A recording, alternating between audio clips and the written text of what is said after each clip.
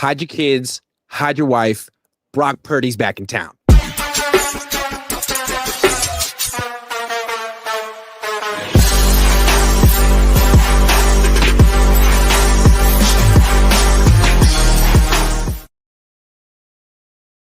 Yo, welcome to the coaches meeting. That's the coach live from the coaches huddle. I'm Grant Cohn. And on this Friday evening, we have breaking news. If you thought for 1 second that Brock Purdy wasn't going to strap it up and play this weekend, then you were sorely mistaken, all of you out there who are pushing that narrative. Because you know what? Brock is tough.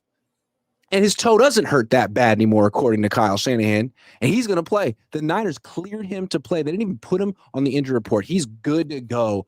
What do you think of that? What's your instant reaction? Tough for Band-Aid Prince, because Prince don't stick on me. He's a tough guy, little tiger.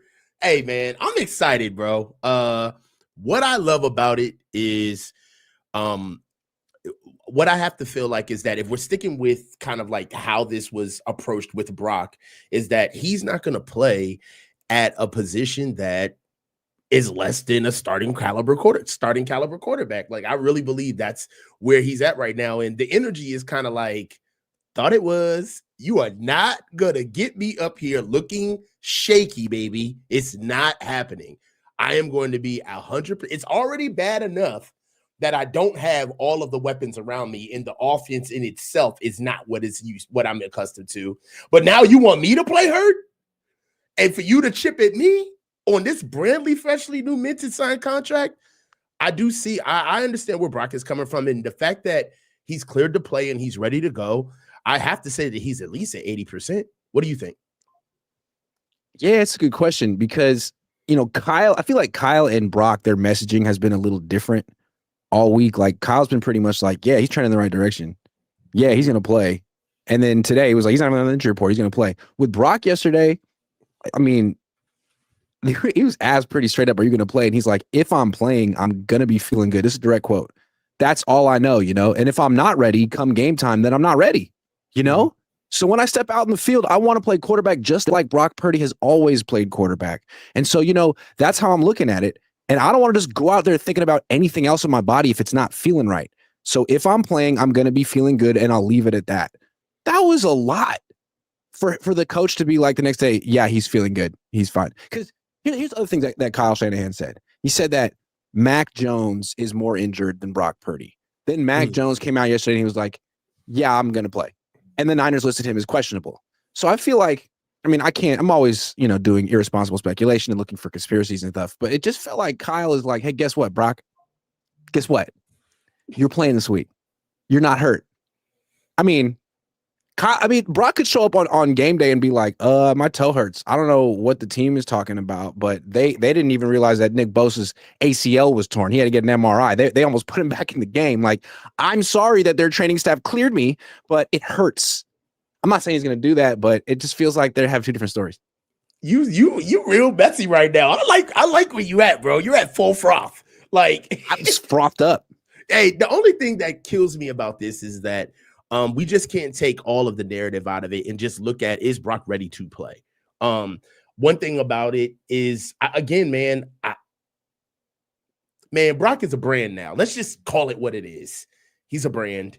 Mm-hmm. All right. He has carved out a niche up for himself in this big old piece of media landscape that is the NFL. And he knows that he has to keep up appearances. And Brock also understands that, look, put it like this. If we're looking at what Brock's security here as the starting quarterback, or what it could be or what it should be, just off 2 games of Mac Jones, then imagine what we'd be saying if Brock actually went out there too soon and looked bad. The sky would be falling, Grant. Mm-hmm. I see now, I understand for Kyle on the organization side, especially from the coaching side, they don't care, bro. That's why injuries are particularly a big part of this team, because that's just something that they just outsource. They let different parts of the organization handle. They don't draw any syntax between injuries versus playing and game planning. It's all, the only time injuries honestly come up when the coaching staff is key is availability. That's it. How much can we sit you down to get you back on the field? Or how much do you need to be sat down to get back up and playing? But as far as like pacing guys out and making sure that guys actually are coming into camp ready to go, that's a whole nother story. Now, with Brock being back, do you think that he's going to push? Do you think he's going to have a lot on his plate? No, I think they're going to try to protect him because he's not 100% healthy. And I mean, makes me a little nervous. I mean, look, he has to play this game. He's practiced the last 2 weeks. Mac is more hurt than him. He has to play this game, but I can see why maybe in the back of his mind, he might not want to, because this could be a loss. And then next week against the Rams could be a loss. And then the week after that against the Bucks could be a loss. Like, those are 3 tough games staring him in the face. No George Kittle for 2 of them at least, maybe 3. And Brock, yeah, he's like the highest rated quarterback of all time. He had a great start to his career, 4th in the MVP voting, yada, yada, yada. I mean, he's 2-5 in his last 7 starts. He's thrown 6 picks in his last 4. If he loses the next 3, I'm not saying that like people are going to be out on Brock, but there's going to be some very uncomfortable conversations and questions that get brought up because it's a "what have you done for me lately" league, and he's getting paid 7th most in the NFL. So yeah, man, it's a really tough spot for Brock right now. Yeah, it is. I mean, and if I'm Brock, I am a little pissed off with Mac. I mean, you low-key took all of my goodwill faith games. Couldn't you just lost against the Cardinals and have someone like wanted me to come back? You took all of my goodwill games, like my New Orleans game where I could have looked great. That could have been me. The Arizona game where that game could have been open. That could have been me. But now you get me back into the season, and the first thing that I got to see is the number 3 ranked overall defense with the number 4 best run D. All right, like they just had the 7 passes. What if Brock those 2 picks and they lose, man? Can you imagine what I'm gonna say? What you're gonna say? I'll be tuning in. I'll tell you that. I mean, I'm already disgusted at the things I might say in that in that scenario. I mean, it's going to be if the Niners are playing to win, I do believe that we're not going to see a lot of Brock dropping back. We're really going to see the ball getting out quick. If they're smart, they try their best to run at the edges. Right now, this is the toughest team that they're going to face. Now, I think I said this in the 4-man front, but you guys kind of gave me pushback. Now, I understand for where they are right now. This is the most complete team that we've seen this season. Mm-hmm. Like, as far as quarterback, offensive line, they got the top 3 rusher in the league. All right. Right now with a really good offensive line. Like, I don't know, man. This defense is stingy. I don't know. Well, another thing, do you think that Kyle would all right, okay, so we saw things in the offense that Kyle dialed up for Mac, right, to fit his skill set, i.e. tempo. They started really running the 2-minute drill. That's something that Mac is really good with. Airing the ball out long early. That's, stuff that Kyle kind of acquiesced to Mac. What do you think Kyle's going to do for Brock when Brock plays? Yeah, I think that's a great question. So to me, you can tell a lot about how a play caller, a coach feels about his quarterback with how he calls the plays. And the way Kyle was calling plays for Mac, tell me if you agree or not. I think it really indicated that Kyle trusts Mac. That's the verb I would use. He trusts Mac. We're going to throw the ball. I mean, it's not that Mac just threw 41 passes. I mean, there were the scrambles and the sacks. Like, in both games, Kyle called like 45 passes. He called like 45 dropbacks and was confident that they could win the game. I don't know that Kyle really has ever called plays like that for Brock. He certainly never called plays like that for Jimmy. And it was so surprising to see him do it for anyone. I don't even know if he did that for Matt Ryan. So yeah, I want to see like how much are they going to manage the attempts, because Brock has a tendency to throw picks and this defense has a tendency to catch poorly thrown passes. But I think the biggest thing with the offense this year is like, yeah, you're 3-0 and you're skating by and finding ways to win, but all your quarterbacks are hurt. Brock's not 100%. Mac's not 100%. Can you protect either of them for more than a game or two? Because if you can't, then this season, like, the wheels are going to fall off sooner than later. That's the big question with this team. Like, you could win the game and lose the season this week. Yeah, I mean, this week could be the start of it all. It could unravel really, really fast. We understand that NFL seasons can get away from you. The biggest thing for me right now, As far as Brock, just sticking with Brock, is how much is Kyle going to put onto his plate? And are we going to keep some of the tenets in the offense that I don't think that they're germane to Mac Jones? I think that they're necessary for us to carry forward in the year throughout the season if we want to continue to win games. We have to use tempo. We cannot be the slowest offense in the league. That is and imperative. they did use tempo with Mac. They used a lot of tempo with Mac, and that helps us a lot situationally, right? Being able to speed up the tempo and play ahead of the sticks and play ahead of the defense when you know that you're trying to hurry up and get down the field. Honestly, let's just be real.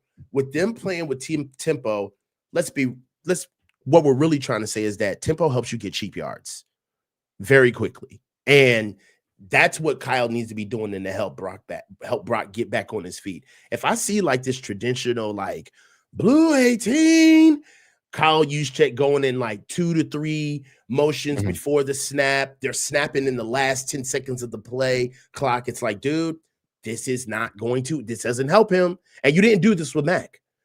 You didn't do this. So I just feel I'm nervous for Brock. I mean, for whichever quarterback was going to play in this game could come out, battered, bruised, not just physically, but to their ego too.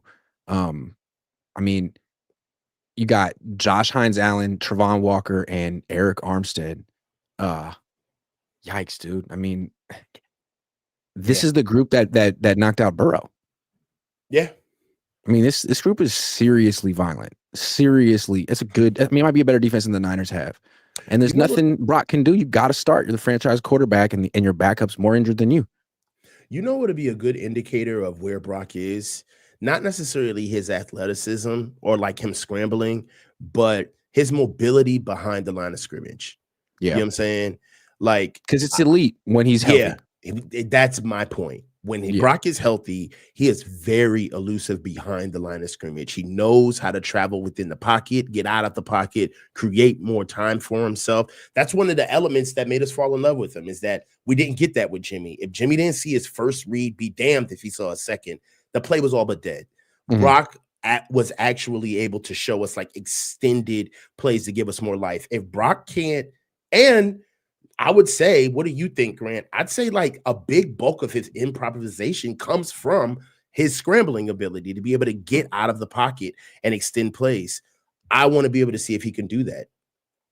Yeah, it's like defensive lineman, he seems like he can kind of toy with them a lot of the time. Yeah. He can always have those first 3 steps and get away. He's not going to run for 40 yards, but he can get away in 5 to 10 yards. Can he still do that? Because I feel like those movements probably put a whole lot of torque on your toes, right? I mean, I think they do. Like any type of quick explosive movement, you're like driving off of your toes at the very end. So can he do it to one side, not the other side? I don't know.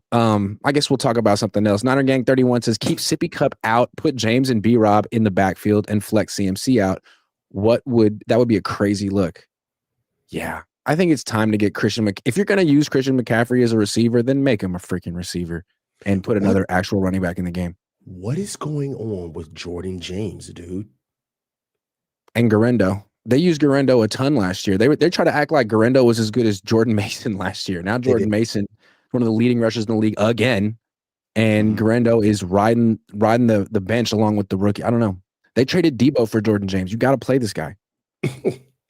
Okay. So this was great. Robert Saleh, man, this is my favorite. He's so good. He's so premeditated. So he comes out to the press conference yesterday, and some TV person asked a super innocuous question about like Liam Cohn. Like, so what do you think of Liam? What's he doing with his offense? And he's like, man, that's such a great question. Liam is so good at stealing signals.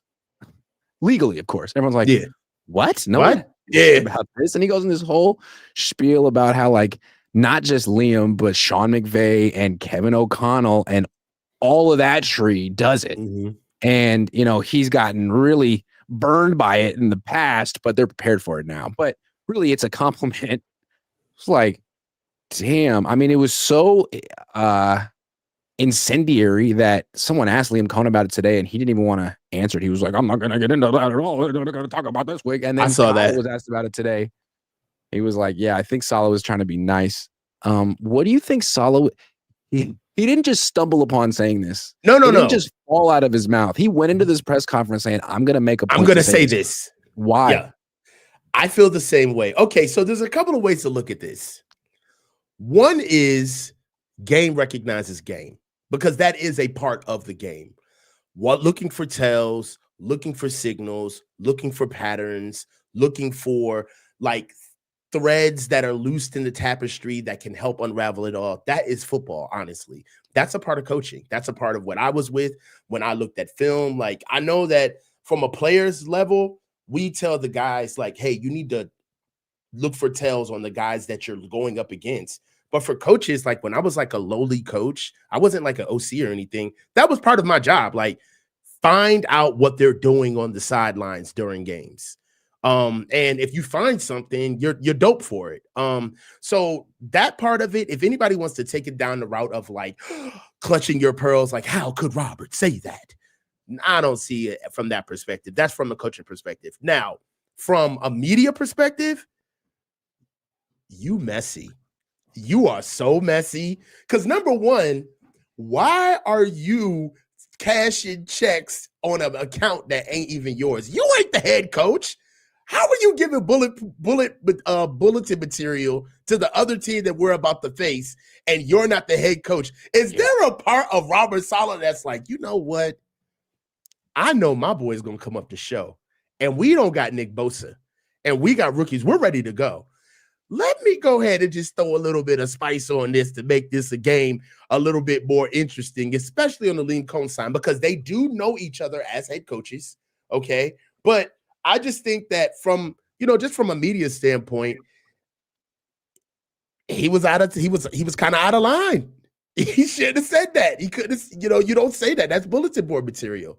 But from a coaching standpoint, when he said they do it legally, that to me was the most disingenuous thing. Like, he made a real point to say it. So, like, what is he trying to say? Like, yeah, it's not against the rules, but it feels like it's not in the spirit of the game, right? Because I play baseball, so I know about those unwritten rules, and it's like the difference between, like, if a pitcher's tipping his pitches, that's on him. You know, if there's something he does before he throws a curveball, then that's freaking on him. Like, and you're gonna tell everyone about it, and he has to fix it. But if, like, you got like a camera pointed at the catcher so you can see the signs, and then you're like banging a garbage can in the dugout to tell the hitter if it's a fastball or not, like, that's what the Astros did, and they got in trouble for that. Like, that's not okay. And I feel like what Saleh was saying is, like, they're doing kind of that thing, and the NFL should be aware about it because it's not against the rules, but it's certainly not in the spirit of the sport. So you think that he was alluding to something bigger? What makes Liam Cohn good? He cheats. Not that he cheats. It's not like, oh man, his scheme is so hard to prepare for. We have to, like, make sure that our communication is super, like, coded so that they can't take the easy way out. That's how I took it. Like, he's basically Josh McDaniels over there. Now that all right, if you say it this way, I will say this. The tenor in which he did deliver what he had to say was kind of like, y'all are late. We all know this. Yeah. Like, he was kind of like, Cohn, Liam kind of does this. We all know this, it's what they've been doing it forever. They do it in Minnesota. Yeah. This is what they do. Yeah. We understand. Yeah. So he did say it as if that's what Belichick's guys did, right? And they did it in a way that was against the rules. So what's the difference? What's the difference? I'll give you that. Okay, so you don't have a guy in the coach's booth with, like, binoculars doing it, or do you? I would love to know. That would be my next. So what is different? What makes this legal but the Belichick style illegal? I'd love to know what rule or, like, what line these guys are approaching but not crossing. Yeah, like, how specifically are they going about this that makes this legal enough for them not to get caught, but good enough for you to have to mention it? Like, did this not go through your mind? Like, okay, but what about Kyle? Right. And so today, Mayoko asked Kyle, like, so how are your sign stealing skills? And he was like, oh, we would never do that. We believe in being as fair as possible. And he said in this super sarcastic way, it's like, Saleh, you're kind of blowing up the spot on your own guy. I mean, that's true. Where do you think McVay learned that? He probably got it from Mike Shanahan. Of course, dude, it's a part of the game. Yeah. I mean, I Belichick think does it. I think even if we're talking about like the OG shit, which is like the Bill Belichick stuff, I think that was like a large part of their indignation of like, dude, we're not about to be the poster child for some shit that's been going on for ages. We're not about to be chastised for being the best at this, right? Because you can't get mad at the best cheater. Game recognized game. I know what Salah's doing, man. I figured it out. Tell me He's how. a chess player. He's a chess player. So what he's doing is he's talking directly to Liam Cohn. And he says, you think you have our signals? You don't. Good luck. If you think you got a tell on us, we are so prepared for this, man. Whatever you think we're going to say, we're going to use like some different, terminology. We're going to try to mess you up. And maybe the Niners haven't changed a damn thing, but he's going to have Liam Cohn second guessing his intel. Like, oh, damn, they know they're onto us. I think that's what he's trying to do. He wanted Liam Cohn to hear this. He's talking to Liam. And it's not like, hey, this guy's a fraud. It's like, hey, man, whatever you think you got against me this week, it's not going to work, even though it might. I mean, he specifically said like they try to formation us out. Like they try to formation us up. I know what you're going to do, Liam. Yeah. I think I know your tricks, Liam. I do believe that one thing that I know about like tells and actually bringing stuff up, like having to raise it to the coaching staff, like it's got to be ironclad. You can't just mention it because you'll be the boy that cried wolf, right? Nobody will respect you if you bring up anything. So sometimes it can be a little bit of like almost kind of like a fool's errand in a sense where you're searching so much and then it's like third quarter and it's like, dude, just call the game, bro. Like it doesn't matter. We can't find anything that's concrete anyway. So let's just move on. So unless the Niners have something that's like completely egregious, like, I don't know, maybe a left tackle leaning into certain plays when we're about to run or pass, I don't know what other tipping plays that we'd be giving up, especially on defense. Well, this is what I think he was saying is like, so Liam Cohn calls a play. Saleh calls a play. Cohn and the Jaguars go up to the line of scrimmage and they can it to a second play. That's perfect against Saleh's defense. And he doesn't understand how they can do that. So there must be like some type of communication that the defense does that's maybe nonverbal in some way on the like before the play at the line of scrimmage that the Jaguars can key on. And that so that their can play is like guaranteed to freaking work. And I think what Kyle's saying is like, all right, man, we know exactly what you're looking for. We know how you do this. We figured it out and we're going to mess you up. Offensively, that is the best way to screw the defense is you want to get them locked in, right? You want to give them as least amount of time to set up and get ready for what we're showing them. And if you can fool a defense into not moving and we're already out leveraging them, that's half the game right there. So that is the biggest thing, like understanding when we're locked in base, understanding when we're locked in certain sides of the field. Offenses can really take advantage. I just love that Saleh kind of acknowledges it's a war game. It's not war, but it's a war game. And it's like, it's not just old school battle. It's total war. It's total all out. And like, you got to be prepared for it. You got to be thinking about these stuff. It's not just about your coverage against their play. It's about all this stuff. And I feel like it's so refreshing to have Saleh back because he gets it. You think Nick Sorensen would have been on this level right now? Hell no. Hell no. Would he have noticed? Would he have said anything? Is there a part of Kyle that's looking at Robert like, yo, what are you doing? He's calling a lot of attention to himself. That's my point. Like, is there Sorensen a part of Kyle? Dared. Is there a part of Kyle that's like, are you trying to be like the shiniest turd in the bowl right now? Because I think from Saleh's perspective, he'd like to be one and done here. Like, yeah, I love being here and I love this job, but I'm a head coach and I don't want a week to go by where people forget that. So I'm just going to remind people subtly here and there, the way I talk, the way I carry myself. I'm a head coach and I'm running this operation to a degree. That's kind of wild that you said that because up until now, I've been trying to put my finger on like, what is it that I'm seeing from Coach Saleh week in and week out? And that is that I keep catching these moments where he's almost kind of like this figure outside the team that's leading the defense. Like in certain ways, you could almost say that we're two teams under one logo right now, especially with how the guys are responding and playing together for Coach Saleh and all of the young participation early on. So you're right. I do believe that Saleh is going to give a lot of head coach cues throughout the season, and this is just another one of them. Like kind of taking the podium to talk about what another head coach does as a defensive coordinator. That's head coach shit. That's what head coaches talk about, that type of stuff. I love when a coordinator comes into a press conference with something he wants to say, and he'll just find a way, like some innocuous question. It's like, oh, here we go. This is my opening. It's like, well, I think I have 3 follow-ups. All right, Bill Kennedy says, I read it on the internet, so it must be true. Did you hear about Brock not wearing? No, I didn't hear about that. I guess we'll have to check that one out. Shyla Q says, Kyle had plays for Mac since there was less pressure on him. He thought if Mac played bad, he's the backup. If Mac's good, then he's the guy. Well, we do know what we're looking at with Kyle and Mac, right? Like, I understand that we're seeing all of this new stuff, but let's be where our feet are. Kyle is a serial dater. He loved bombs early in relationships. And we know that when he gets a quarterback, the first thing that he calls games and puts everything to every strength that the quarterback has because he wants to prove what he can do with them. But as soon as they fail, as soon as they throw picks, as soon as Kyle has to wear their failures, he starts coaching them around their failures. And that hasn't happened for Mac yet. But there's another element here. Like, Brock cleaned up Kyle's mess with Trey Lance.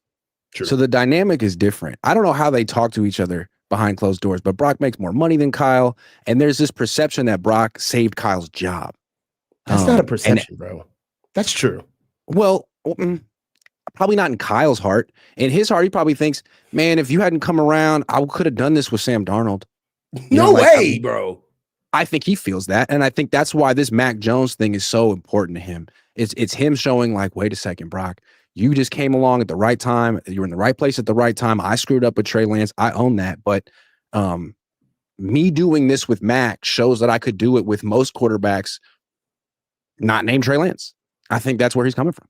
You know what blows me is that this is just so like sophomoric and like low vibrational ego. Like, I'm not even asking Kyle to change. Okay, be the same egotistical coach that most coaches are. Let's just be honest. We're just on like that's just what it is. But my dog, why do you care about this quarterback thing? Has he not realized that this is about the Super Bowl now? Like, this is about championships. Nobody cares who Kyle has at quarterback or how he gets it done if he wins a Super Bowl. He's got so much time on task. He's done so much in the game that right now it literally is, dude, just win. So the fact that he's so fixated on credit for the offense through the guise of what quarterback he's using just shows it's emblematic of the fact that he's just not growing. I mean, he's been doing this since 2012. All right, let's talk Brandon Aiyuk. The general manager went on the radio a couple of days ago and said he's not close to coming back, Brandon Aiyuk. And the interviewer didn't follow up, which is, rough. But Kyle spoke. Like, what? Could you get us a little bit more? Kyle spoke today. I asked him, what's up with that? Is he indeed not close coming back? And he's like, I wouldn't put it that way. Like, we don't have a target date yet, but we hope to get one soon. And when we do, like, so I don't know. They can't get their story straight with Brandon Aiyuk. Right. Like, we know how messy it got last year. We know they tried to trade him this offseason. Lynch didn't deny it, and Aiyuk went out and pretty much confirmed it in his YouTube community posts. Yeah. Where do you think this is going with Aiyuk? Like, what's his future? Will he be on this team next season? I don't think he will be. I believe that there's a path where the Niners are trying to figure out how to roll Brandon Aiyuk out for a position just to show that, number one, proof of concept, he's not hurt. He still is Brandon Aiyuk, right. And move him. Trade him without doing that. That's a prerequisite. Yeah, that has to happen, right? How many games does it have to be? Like one big performance or 3 games? Two to 3. Okay. Yeah, and then you know what's going to happen? They're going to give Brandon Aiyuk 15 targets a game, and they're going to just give him an audition, and then they're going to trade him to a hot team that really needs a receiver in a bad way. Right, order a play or a receiver or away. Whatever team offers the most draft capital. Hell yeah, they're just going to try to move it, and they're going to do it during the season while we can just move on to another game, so it could be quick, right? See, hold on. This is where I think it gets interesting. I think they would love to trade him before the trade deadline. Ideally, if he were to be ahead of schedule, I mean, they could trade him for a defensive end. But Brandon Ayuk might not want to get traded. He doesn't have a no trade clause. He could end up in Tennessee. He could end up in New England. He doesn't know. So this whole like not close to coming back, maybe that's his way of sort of taking control of his fate a little bit, his destiny. Like, hey, you're not going to trade me at the deadline. Guess what? You're not going to do it. I'm not back yet. I don't know. The thought crossed my mind. Maybe it has nothing to do with that. But I'm curious to see if he comes back for the trade deadline. I'm starting to think he won't. Just don't underestimate the ego of the organizations in the NFL. Brandon Aiyuk really kicked up a lot of dust to get his money, and that's not they ain't especially in John Lynch's face. Yeah. And publicly. I think that the story of Brandon Aiyuk is possibly ran its course here. I really, especially if you see elevation from Ricky Pearsall, you know, that's a big deal. And I mean, do you need that contract? Do you have to spend that money if you have Ricky Pearsall doing like a lot of the same stuff for way cheaper? No, you don't. Right now, and then the thing about it is that out of sight, out of mind. The longer he doesn't play, the easier it is going to be for the fan base and organization to just kind of move on. Right, I mean, and Ricky Pearsall, Jawan Jennings, and Demarcus Robinson. I mean, that's a hell of a trio. Yeah, and the Niners got a big slate of picks coming up. I think they got like 4 fours, I think they got like 3 4th-round picks, comp picks. They got a 1st, 2nd, 3rd, full draft. They can move on from Brandon Aiyuk, and they're already kind of like ripping the Band-Aid off right now. They've got over $90 million in dead cap money. Moving on. Yeah, they don't care about dead cap. Yeah, and on top of take on the dead cap if it prevents them from actually spending actual money on this player they don't want anymore. And we're $25 million under the cap. Right now will be the perfect time to try to move off for Brandon Aiyuk. Now, do I want us to? At this price tag, yeah, I got to be honest, man. At $30 million a year, that's tough, bro. That is tough. They just can't justify it. But I think another team could, and I wish him all the best because I do think he's a hell of a player, and I don't think he'll like regain that form in 2025. But I think in 2026, from 2026 to 2028, he should be an elite wide receiver again. I don't know how long his knee will hold up into his 30s, but I think he'll essentially bounce back and be really good. But again, I don't think the Niners need to be spending all this kind of money on one wide receiver who might become elite again. Yeah, I don't think they need to. And the thing that's hurting them right now is that we're 3-0 and you're not around. You know, now I understand that the season's moving on, but yeah, you know, it is what it is. Yeah, man. I mean, the same thing with Jawan Jennings. Like you missed a game, they still won. Yeah, and Jawan is another story too, man. Like I think that he's playing with money that really ain't in the bank, man. Like I kind of sense this attitude from him, like y'all didn't get me paid, so I'm kind of quiet quitting. Like I'm doing what I have to do. I will be here. I will show up for practice. I will do or not. Check. Yeah, or not. I mean, he hasn't been doing a whole lot of practice in the last couple of weeks. And do you think that the Niners have like a, you know, they're kind of rolling them out during practice weeks? Like, hey, you know, we know we're probably going to get like 1 to 2 practices out of you at most for the week, but we're monitoring. Is this purely an injury thing? Or do you think that they're walking on eggshells because they know they haven't paid him and they got to play nice? My best guess, irresponsible speculation, is that he's miserable. He didn't get what he wanted. Right. And he's a very emotional person. So am I. And some days he shows up and just doesn't want to do it. But I could be wrong. Okay. I don't want to. I mean, hey, Juwan, if you're watching and I'm wrong, please. But like, it just, I don't know, man. It just kind of seems like, I'm sure he's kind of hurt. They're all hurt to a degree. Yeah. But I bet like some days he's like, I don't want to push it. I don't want to feel the pain. I don't want to do it. Like he did in the past. This is a different mentality when you go from, I'm going to get paid by this team to, damn, they're not going to pay me. I got to like make sure I'm healthy for free agency next year. Got to make sure I'm healthy for next year. His situation is so weird. It is because on one side, you could look at it for what it is. It's like, dude, you're in the middle of a contract that you freshly signed last year. And the production that you're standing on happened because the team basically was all but injured from top to bottom. And that's what you're standing on right now, on top of the fact that even to prove concept why you're asking for the money, you were hurt. So you weren't even here and available for work or camp. And now that you've come back, you're hurt even more. So you're on the injury report every week. You're limited every day. I don't get it. Sorry. Juwan's one of my favorite players. Hell of a but player, though. Yeah, but I really believe he watched a lot of these guys get their money and the way they got their money. And I think he believes that this is the way. Like, Yeah. you know what I mean? I think he thinks that, I'm a beef with y'all to get my bread. Debo did it. Yeah. Brandon Aiyuk did it. Like, I'm going to do it. But to me, I think he's more in the Charvarius Ward boat of a guy that the team has kind of already moved on from, and sort of is just getting that last year of the contract out of him. And I think he knows it. And it must be, I mean, Charvarius Ward didn't handle it well. I don't know that I would.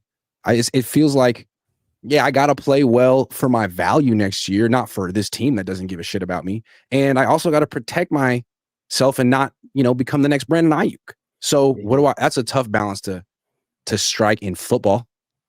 Yeah. I mean, I listen, man, in pursuit of what he wants, I more than understand where he's coming from.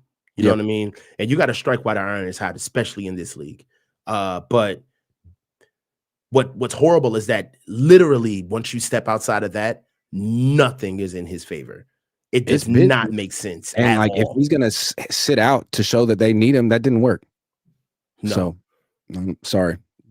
Bill Kennedy says, "Can you trade an injured BA for a top DE?" Unfortunately, not. Maybe then I should get Micah Parsons for Brandon Aiyuk. Dizza Scraps says, "How did Shiloh look in his workout with the Niners? Apparently not well enough to get signed to the practice squad, unfortunately." Propa says, "The build for 2026 heads need a reality check. Aging core 1 year older. Trent might be retired. Salah probably leaves. Harder schedule, etc. If they keep a good record at deadline, they should make a trade." I'm in this camp, and I understand people who feel differently. I know Jesse feels differently, and I respect the hell out of him, and he has great points. But that's how I feel. Like, you really are. You have no succession plan for Trent Williams. You got to get it done while Trent's here, while Salah's here. This year is so opportune with this schedule. I wouldn't. Now, if they got off to a really bad start, then don't chase it. But if they're freaking 5-2 at the deadline, roll with it.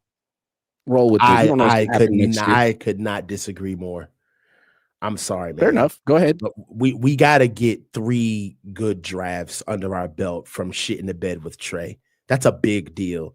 That's a lot. That's the elephant in the room that we keep ignoring, is that we're old. We don't have depth. We're not young. We're expensive and top heavy, and we're not competitive anymore.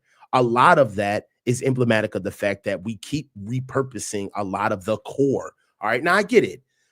In their prime, some of them are still in their prime, i.e. Fred Warner. You know what I mean? Like, but in their prime collectively, they deserve the route. They deserve the right to go after their window, right? Go be the best that you can be. All right. Handle your business. As long as Kittle and Trent and Christian are still here. Right. But now, what they are for what the money that they're getting paid is they're overpaid. And now their job, in my opinion, is you're going to use the rest of your prime to get these guys ready to build this depth. All right. And we're not going to build depth with going to go get, we're not one player away from anything, Grant. We're not one player away from going to the playoffs. We're not one player away from being a Super Bowl team.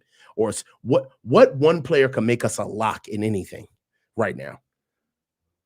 I'm not saying they're one player away, but again, like if they get to the deadline and they're in first place in the NFC West, and a good trade presents itself, right, I would be interested. Now, I'm not saying like, trade 3 firsts or trade, the future for a run now that may not work out. But I would be interested in buying if the right trade came across. But I guess that's a 3-layer hypothetical that we'll get to in like a month and a half.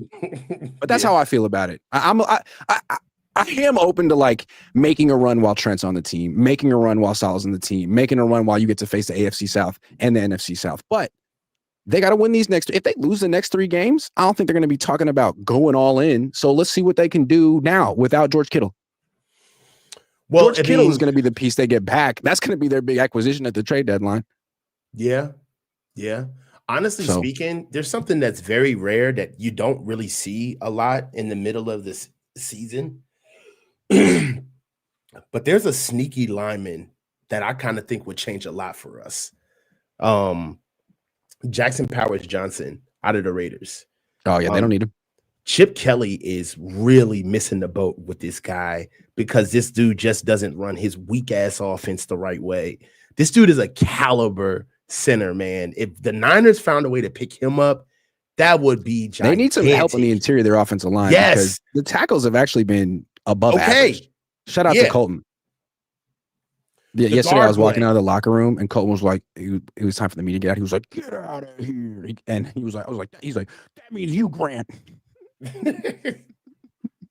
He's hella funny. Michael Mock says, yes, I'm paying $2 to ask which quarterback starts. The franchise quarterback. And with that, I think it's time for prize picks. I'm trying to make some picks. Play the more or less game. Let's see. Do they have Purdy in there yet? Yes.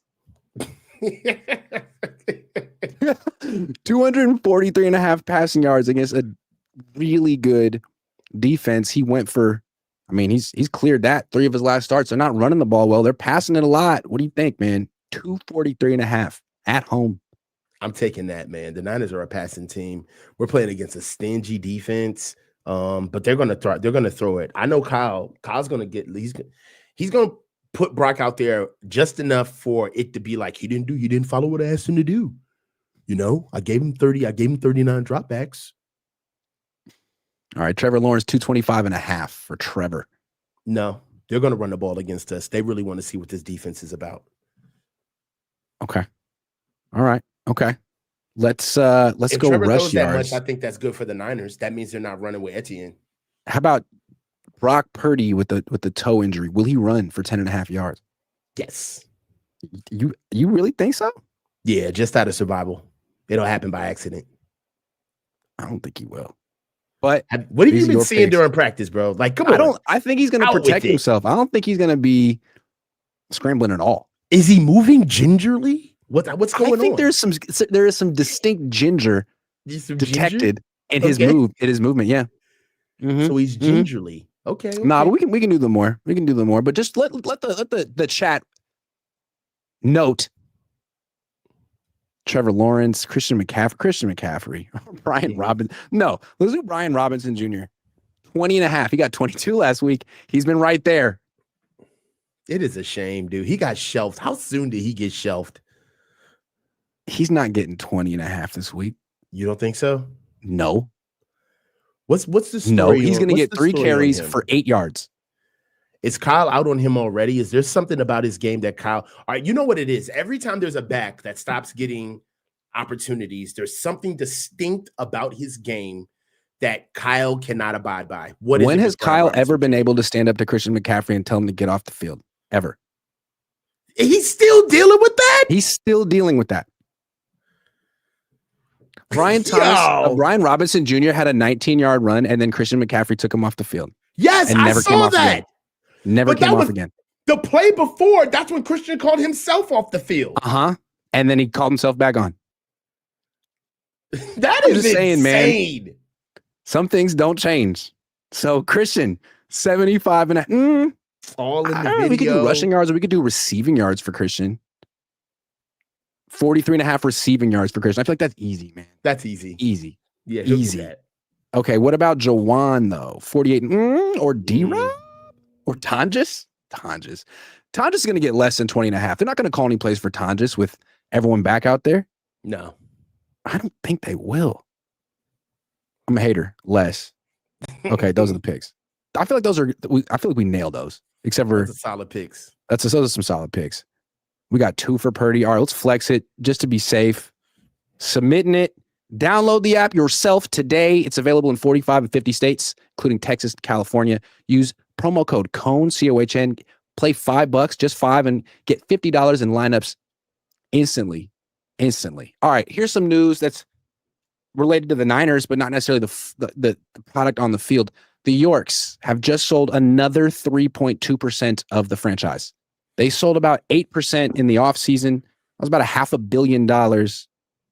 Now they sold another 3. So this year, 2025, they've sold almost $1 billion of their franchise, which means that they are literally less invested in their football team than they were a year ago. Maybe figuratively as well. How do you take this news? Maybe it's a good thing. Maybe Les Yorks is good. I don't know I don't know. I don't know, man. They obviously need cash. They need liquidity. I'll tell you that. That's what it comes off to me right away, is that when you're selling, assets are better than cash. I'll take assets over liquid all day. And the fact that they're kind of like lopping off their assets to bring in more liquid, they need money. And they need money because they need to help out leads. And they need to get that. It's the truth. I was trying not to say it, bro, but it's just the truth. They got a situation over there in Leeds, man. They got to keep that team in the Premier League. They are siphoning off the Niners, dude. Yo, have you seen the episode of like The Office where Dwight talks about how he achieved making quarter burgers off a horse while keeping it alive? Like, that's what's happening. We're the horse. The Niners are the horse, and the Yorks are lopping off pieces of meat of us. Like, dude, it's bad. I'm telling you right now, they're leveraging one of their strongest assets to bring up a smaller asset, which they believe is going to overtake their strongest asset. That's just the truth. They think that Leeds is going to be bigger. You wouldn't be doing this if you didn't think Leeds eventually was going to pass over the Niners, and then we'll be a full-fledged European team. They did put out a lot of cash this year. So they bought the soccer team in Scotland. They're trying to get as many good players for Leeds as they can so they don't get relegated. They're renovated. They gave extensions to Warner and Purdy and Kittle. That Purdy extension was the biggest extension in franchise history. And they're renovating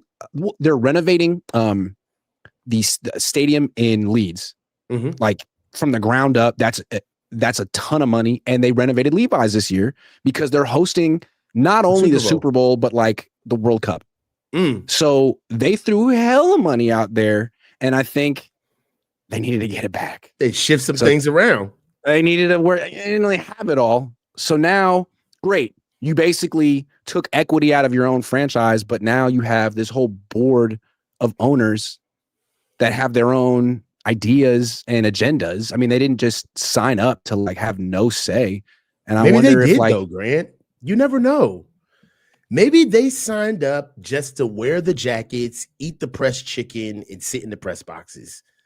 Is it possible that owning professional football team is becoming a little too cliche? No. A little too rich for the York's blood, that just it's a little too much money you got to spend just to make your money. I mean, it does sound $53 million a year for $30 million a year for Brandon Aiyuk. We're not talking about Jerry Rice. Eddie DeBartolo didn't have to deal with that. I mean, $53 million a year for little Brock Purdy. Are you kidding me? I mean, they put in like $250 million to renovate Levi's. They can't even put shade in that place. It still sucks, and everyone knows it. It's horrible. I'm just saying. Yeah. Are they prepared to build a new stadium that doesn't suck? I don't think so. I don't think that the Yorks are going to be here for us to build a new stadium. That's what I'm saying, man. Are they slowly phasing themselves out? And you know what? They're like, you know what? We can do soccer. This NFL thing. That's the point I'm trying to make, Grant. Let me jump in here. Okay, like, yes, that's what I do feel. I feel as though that the last push for them to kind of fake it until they make it. Let's be honest. This is Eddie's thing. This isn't their thing. Okay. They're taking it over because it's an asset. All right. And it makes a lot of money. And for what it's worth, they pushed as much money that they're willing to put into this. All right. And to the point where now that the Super Bowl windows are closed and they understand that, hey, you can make just as much money in the NFL just being popular instead of winning. All right. And that's what they've done. Like, Jed let the cat out of the bag 2 years ago when he said that the season was a success, whether they would have lost or won to the Detroit Lions. And that was before we even played the Super Bowl. If that isn't the company line letting you know exactly where the Niners stand, I don't know what is.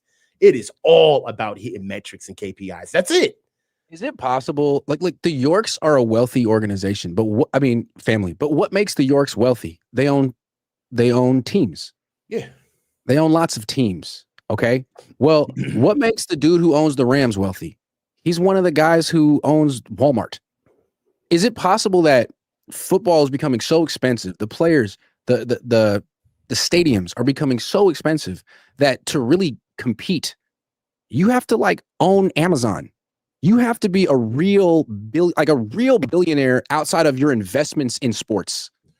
Yeah, so what I you're wonder basically in saying 10, is that 15 years if like family-owned teams like the Niners will be the kind of not homegrown family-owned owner, teams.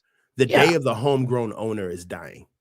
Yeah, it might be. Yeah, the people that most owners now, they're not going to be your Busses or your Crafts or your Joneses. They're going to be your Balmers, your people that have made their billions outside of sports. And the team is something that they're adding to their wealth, not necessarily that they're true to this. Now, that's going to change the game a lot because a lot of the owners, the family homegrown owners, is where a lot of the tradition comes from in the league. Yep. So we'll see. But yeah, I don't think the Yorks are true to this. Like I said, I think this was Eddie's thing. And now that, you know, they're tired of faking it, it's time to move on to something that's a little bit lighter, less players, right? They can push money into it, all right? 53 to 90-something guys is a lot of people to be dealing with at once. I think the reason that Eddie's still such a legend beyond the 5 championships is that the perception of him is that he cared more about winning than making money, that he would spare no expense. Yeah. That it was a passion project. And he happened to make money because he won. I don't think the Yorks necessarily have that perception. I think that they want to win the way every person wants to be successful in life, but that ultimately, like you mentioned with the, you know, it would be a success if they lost the NFC Championship game. Their number one concern and their number one skill is making money. And it seems to be harder to do that. Like the margins might be getting smaller the more you have to spend on a yearly basis just to keep up. And you still have the worst stadium west of the Mississippi. Dude, why do you think they like Kyle? Because what is Kyle's number one job? What did he say? That's the number one thing that Mike taught him how to do. Stay employed. Stay employed. Yeah. And when you get somebody who's like, I'm going to stay employed, what are they going to do? They're going to follow all of the ticky-tack stuff that the organization rolls out, bro. It's about KPIs, bro. It's no soul. They're about pushing out a product. He's made his money. We see you, Yorks. We see you. And you know what? Sell the whole thing. If we could say one thing to wrap this up, sell the rest of the team. Do it. Do it. You know you want to do it. You could do it right now. We'll do it together. We'll say it together.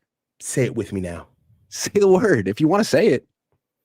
I mean, because, you know, we do all of this jaw jacking about Kyle, but the facts is that even if Kyle left, I don't trust Jed to get anybody else in here. That's true. That's the truth. If they were to fire Kyle, they would bring in someone worse than Kyle. Yeah. Because these are the owners. It's Dante Jed. Curry says, how beneficial are aging stars with injury issues? I mean, I didn't sign them. They're here. Good question, though. Boxing Fan Times 4 says, shout out Salah Sorensen. Never would have caught that. Yes, shout out Salah. Frisco Shield says, does Brock Purdy's play suggest he protects himself? I don't know. I mean, to me, I thought he seemed like he had that dog in him and he was itching to play before he got paid. And then people get paid. And I think everyone changes, even though you don't think they will. So we've only seen 3 weeks of him being a mega star, highly paid player. And it does seem a little bit like he's protecting himself. He talked about needing to be smart last week, but he's playing this week. So we'll see. Daz says, what happens if the offense doesn't improve much with Brock coming back? Don't jinx it. We're going to be here to talk about the whole thing. We'll be prepared for that. Josh B says, I got a farmer's tan for my first game. I also didn't expect to get that dark. Also, look at the Super Bowl. No regular people go. Yeah, the Levi Stadium is definitely like the haves and have-nots. The east side is in the intense sun. The west side is in the shade. The Niners are in the west side. They put the visiting team in the east side because they know it's that draining. All right, I got a bonus topic that you're not prepared for. Let's go. What do you think of Sam Darnold now? He's now he's on the Seahawks. He lost to the Niners, but he wasn't terrible in that game, and he's been balling the last couple weeks. He was balling in Minnesota. What do you think? Niners could have had him. We talked about it 3 years. I'm not gonna say I'm impressed. Okay. But I will say what he's been doing thus far. I mean, his offensive grade on PFF is 90. His pass grade is 90.1. He's been really good. One thing that I will say about Sam Darnold is that his command of the offense is kind of Impressive. I am impressed by his command of the offense, his athleticism to be able to keep plays going. I mean, Sam Darnold he's really found himself in this offense. I thought that it was going to be tough sledding because McDonald's is just like a defensive guy. And the way they coached that game, I just didn't see him being able to help him. But I think Sam Darnold is going to be somebody who is really going to come at us with a record next time. It's going to be a whole new different Seahawks team when we see them. They're completely different. It's funny how he got no credit for his year last year when his year, like, statistically was outstanding. I mean, he won 14 games. Brock's never done that. He threw like 34 touchdown passes. Brock's never done that. But it was completely thrown away because of his last 2 games and KOC, Justin Jefferson. And he leaves. JJ McCarthy struggles. They're having a tough time replacing Darnold, and Darnold is picking up where he left off with Seattle. That's kind of interesting. And I think it kind of underscores a trend in the league. There's a few trends in the league at the quarterback position. One is how much money the top guys are getting. It's a lot, and it goes up and up and up. But there's this middle class of quarterbacks. Mm-hmm. These highly drafted guys who get taken by bad teams and labeled as failures, right, and then resurrect their careers in their mid-20s. We saw Baker do it. We're seeing Darnold do it. And Daniel Jones might be the next guy to do it. Matt Jones could do it. It's a very interesting trend, and I think it's good for a league where it's the most important position, and you shouldn't have to necessarily spend $50 million on quarterbacks who aren't that great. Say it, Grant. Yeah. Who's next? Who's the next quarterback that could be the next Sam Darnold? Well, hold on. I don't want to go there yet. Let's wait 3 minutes before we go there. People in the chat, you probably know where I'm going with this one, but before we go to that, I just want to remind the Niners, you gave Brock the money and maybe it'll work out, but look at the Seahawks. Look at the Colts right now. Look at the team you used to have when Brock was on his rookie deal. You could be that team. Yes, you can pay a lot of money for a quarterback if he's worth it, but you also can win with a quarterback on a 1-year, $10 million deal, with a quarterback on a 3-year, $100 million deal. I don't know that we're necessarily seeing a quarterback come in and elevate this team to new heights in ways that a quarterback like Daniel freaking Jones couldn't do. I just want to say that. Maybe this is the market you want to be in. If you don't have a quarterback on a rookie deal, that 3-year deal, that 1-year deal, that 2-year deal, it's kind of a nice place to be. It's kind of like having a condo or a really nice luxury apartment. It's luxury, but you can move out at any time. I like that. I don't think the Niners will ever live that life, dude. They're stuck to a mortgage. I feel like Kyle would if he had his choice. If he owned the team himself, I feel like he'd be that. Oh, yeah. I'm projecting himself. Kyle would be in and out of quarterbacks like draws. He wouldn't hold on to anybody. No. Why should he? He's Kyle Shanahan. Andrew Powell says, I thought PFF grades are meaningless. Only when they fit my narrative. Exactly. That's how it works. Yeah, that's how PFF grades work. They matter when you want them up. Like, they're absolutely dead on until they talk about Michael Williams, and they don't know what the hell they're talking about. Like, at all. Kane fan says, been to one game at Levi's, got burned badly, and the back of my hands were messed up for a couple of years after we won, though. So, yeah, I'm so sorry that's not funny at all. The place is awful. Is that him now with the burns? And look at that avatar. Look at that avatar. That all happened at Levi's Stadium. It's crazy. Okay. Okay, last thing. So we're talking about top 5 picks who were labeled failures who turned their career around.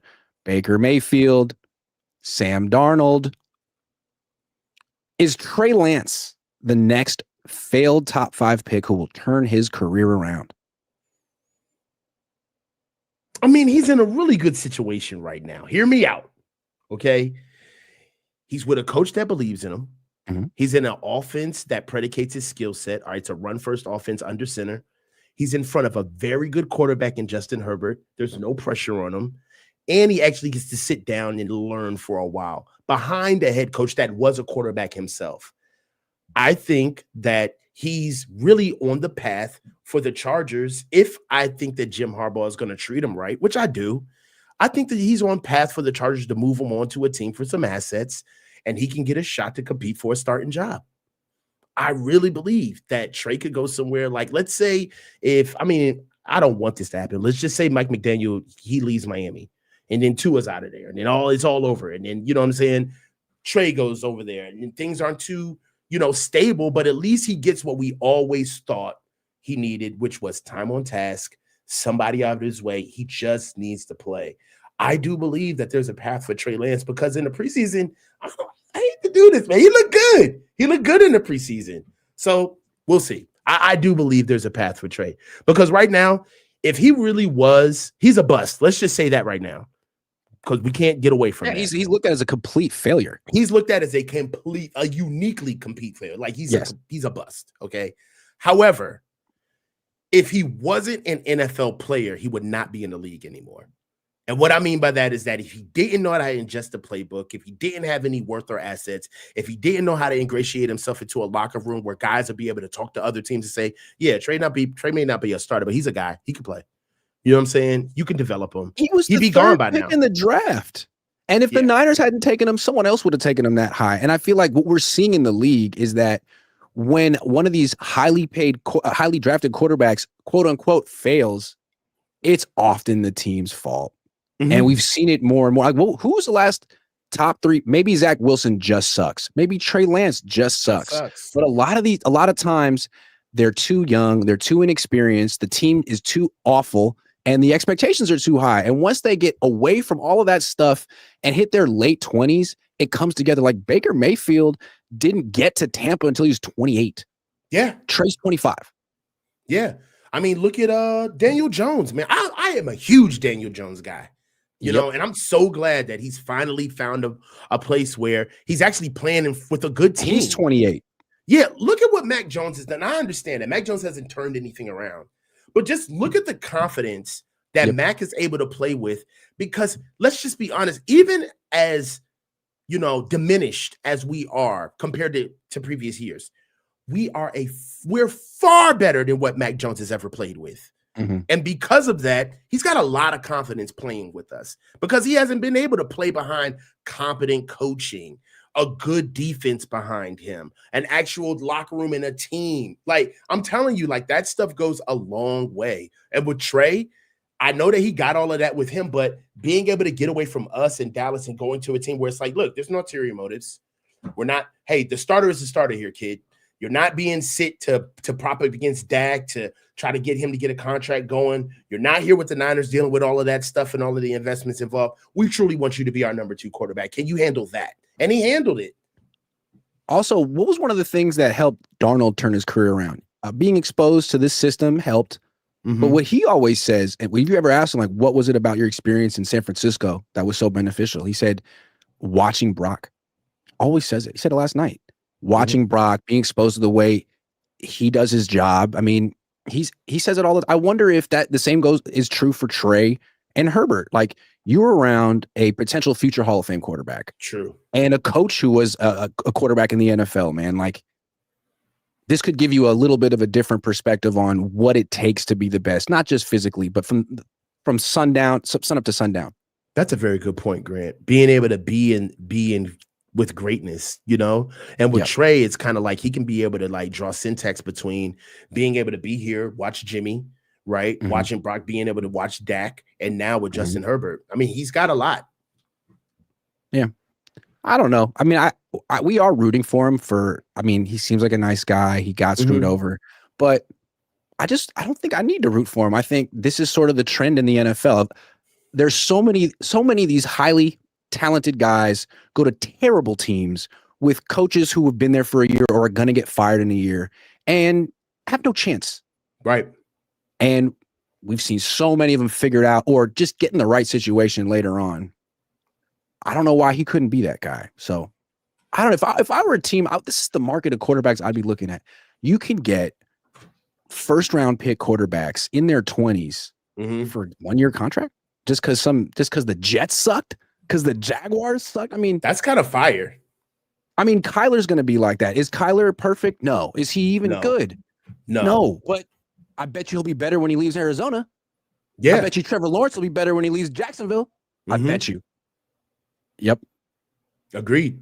Yeah. I think that Trey's going to get his shot somewhere else, and we're going to be able to see what he's all about. It always happens. He's going to get a shot.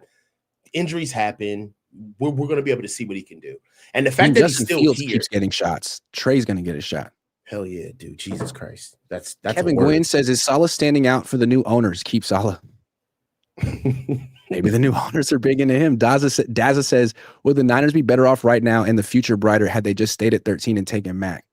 I did this thought experiment earlier today. If the Niners had stayed at 13 and taken Mac, there is a real possibility that he'd be the starter right now and Brock would be his backup, which it would be kind of bizarro world. But I mean, it seemed like that's who Kyle wanted. He got talked out of it. Went with someone that, didn't work out for him. And now Brock's here. Brock he got here at the right time, was in the right place at the right time. Mac's here a little late. Right. Could have been here in 2021. He got here in 2025. So, but I don't know how this is going to work out. I'm excited to see how it all plays out. The league is always, because you got to keep winning. So it's cool when everybody's worried about their job, but I do believe that, there's a lot what's the kid that's actually Daniel Jones took his job, Richardson. He's going to get another shot. That's true. You know what I mean? And with Brock, I think he just needs to show that 2022 and 2023 weren't a one-off, that he can continue to play like that and stay healthy. Because the thing about 7th round picks is we've seen a lot of later round picks at quarterback have a moment. And I think the reason why most teams have 1st round picks at quarterback is that they've been consistent. They did it in high school and in college and can kind of stay healthy.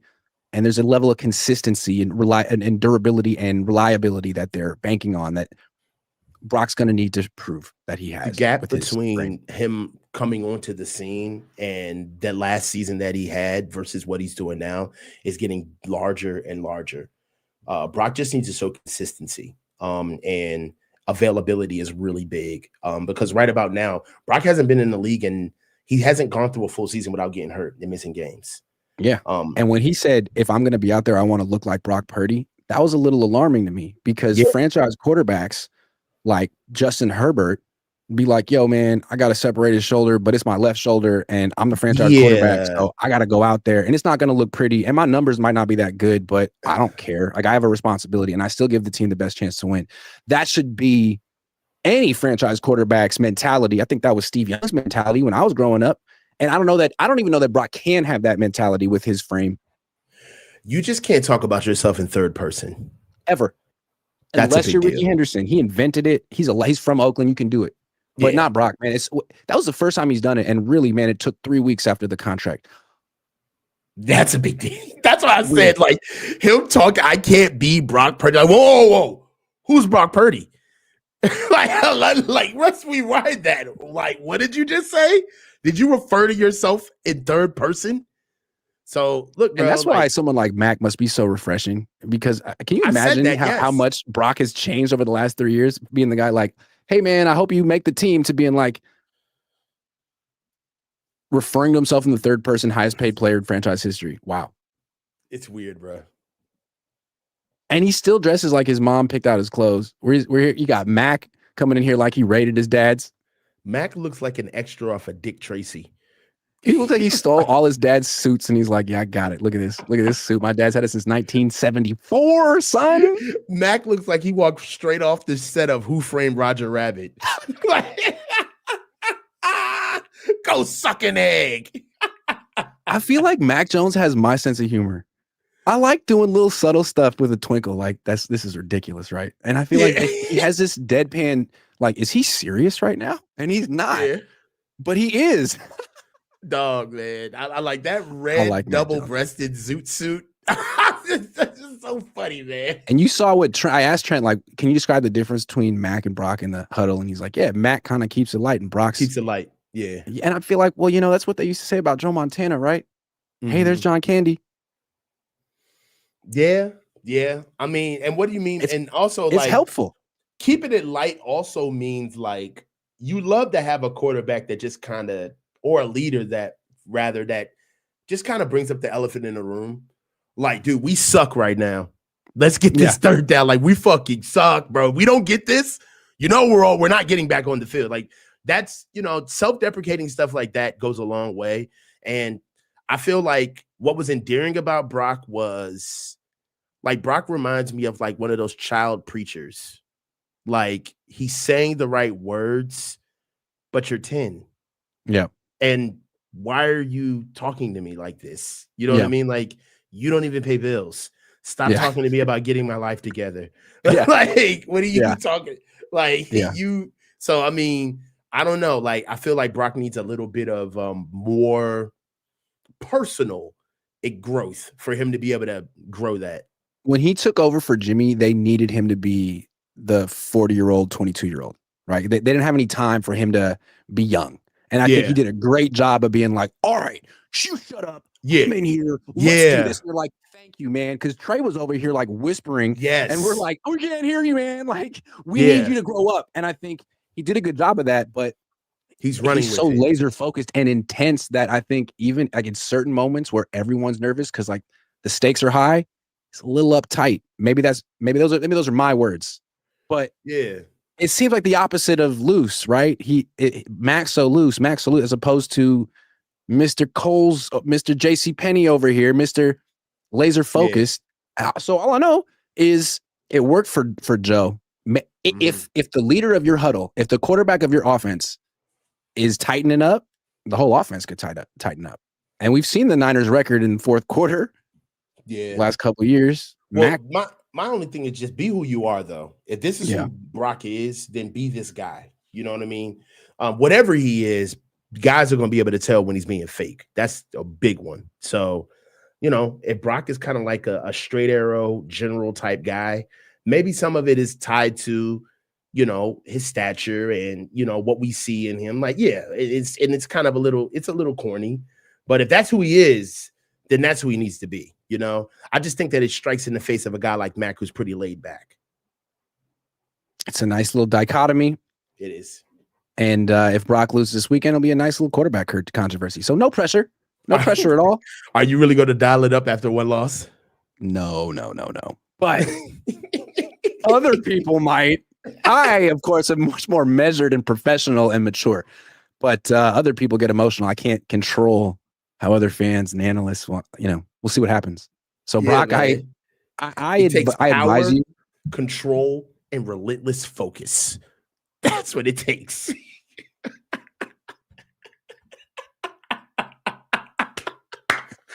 If anyone in the chat caught that one.